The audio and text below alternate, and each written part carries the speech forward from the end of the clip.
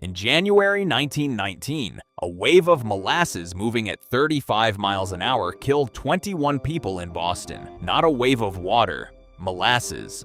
It came from a steel tank 5 stories tall, sitting in the north end near the harbor. The tank held over 2 million gallons of molasses, most of it destined to become industrial alcohol. It had been leaking almost since the day it was built. Workers noticed the seams weeping brown syrup for years. Instead of fixing it, the company painted the tank brown so the leaks wouldn't show. On January 15th, temperatures had swung wildly, from freezing cold days earlier to nearly 40 degrees that afternoon. The molasses inside had just been topped off with a fresh, warm shipment. That temperature swing mattered more than anyone realized. At around noon, the tank gave way. Not with a slow leak this time, but a total structural failure. Rivets shot out like bullets, the steel walls tore open, and 2.3 million gallons of molasses exploded into the street in a wave 25 feet high. It moved at 35 miles an hour, fast enough to crush buildings,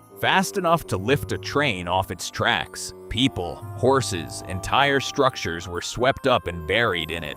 Firefighters at a nearby station were pinned against the walls of their own building. Rescuers waded through molasses up to their waists trying to find survivors, only to discover the syrup thickened as it cooled, trapping people even more tightly. It took weeks to clean up.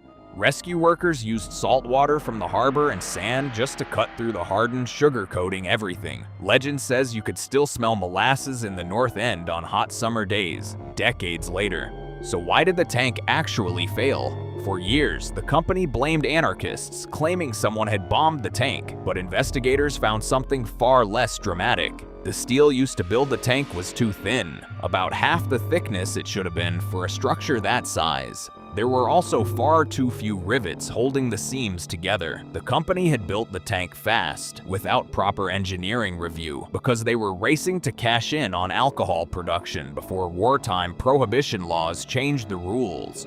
The lawsuit that followed became one of the largest class action cases in Massachusetts history at the time. Investigators pored over the wreckage and concluded the disaster wasn't sabotage. It was simply bad engineering, rushed by a company that skipped inspections to save time and money.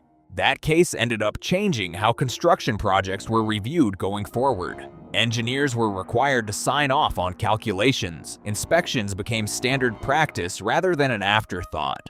So the next time someone tells you a shortcut is harmless because nothing bad has happened yet, remember the tank that leaked for years before anyone took it seriously. Sometimes the disaster isn't the thing that goes wrong. It's the warning everyone chose to ignore.